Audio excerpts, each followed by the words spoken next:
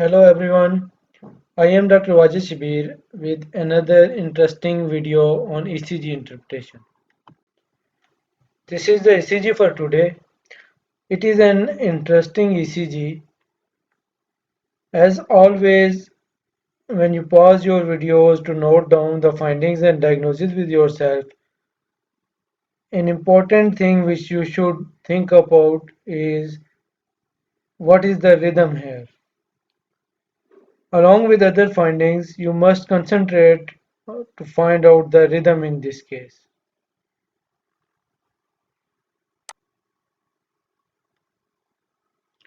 Okay, let's begin the discussion on this case.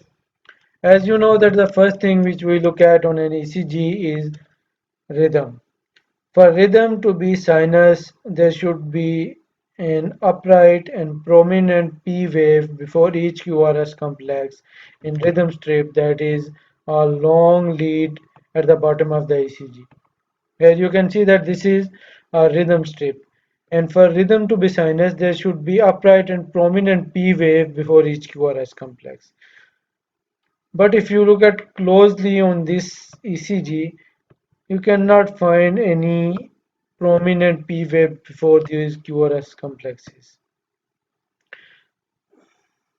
Also, you can note that there are premature ventricular contractions. Here you can see a wide QRS complex which is in opposite direction to normal beats. Similarly, there is another PVC.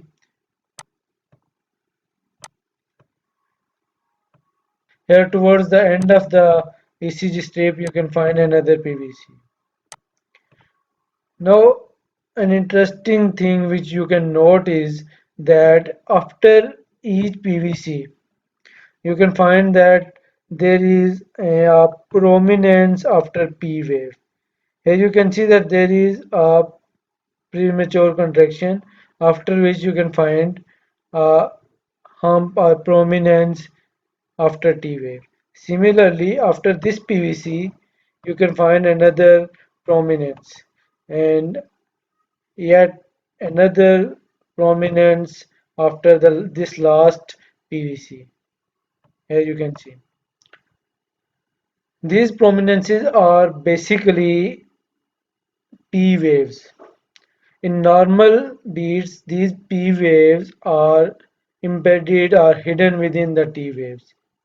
But when a premature contraction, that is premature ventricular contraction, it comes before time, it increases the duration between PVC and next sinus beat.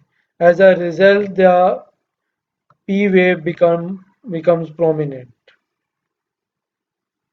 So this is basically a sinus rhythm with a very prolonged PR interval. Here you can see that the PR interval in this case is around 300 milliseconds. Normally the PR interval is one large square or less or 200 millisecond or less. But here you can see that there is very prolonged PR interval. So this is a first degree AV block with very prolonged PR interval. Next we will look at the heart rate in this case. As usual for heart rate, we will apply the rule of 300, for which we will select a QRS complex which lies on a vertical prominent line, and between this QRS complex and subsequent QRS complex, the large boxes are counted as 300, 150, 100 and 75. So you can see that in this case the heart rate is just below 100. So the heart rate is around 95 beats per minute in this case.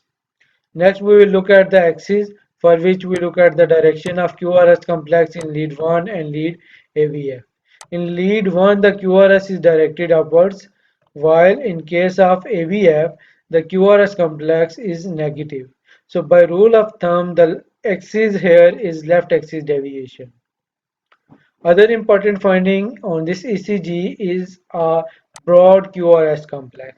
The QRS complex in this case is more than 3 small squares. It is around 160 milliseconds or 4 small squares. So this is our broad QRS complex.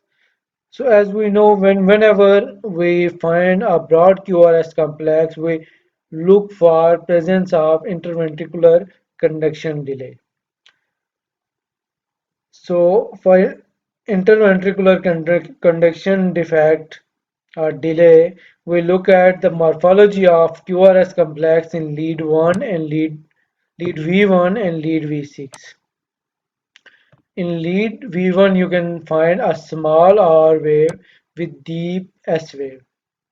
Whereas in case of lead V6 you can find a small R followed by small s and there is a terminal prominent R wave.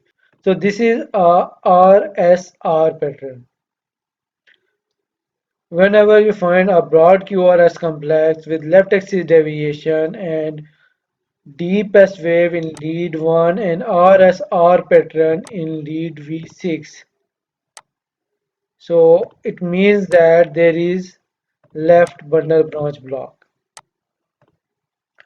Also another important sign is presence of notching on the upstroke of S wave in lead V2, V3 and lead V4.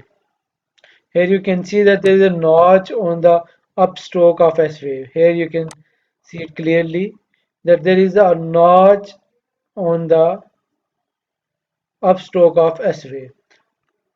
This notch is called Cabrera sign, and this Cabrera sign it signifies fibrosis post MI. So there is a possibility that this patient had a previous MI which led to fibrosis and development of Cabrera sign on ECG. In the end, we will just summarize the findings, which is this patient has a sinus rhythm with very prolonged PR interval.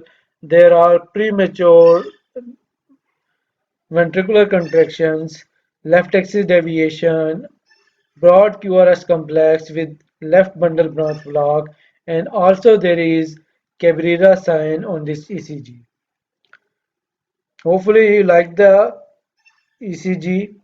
For more videos, kindly subscribe to our channel and stay tuned. Allah Hafiz till next time and take care.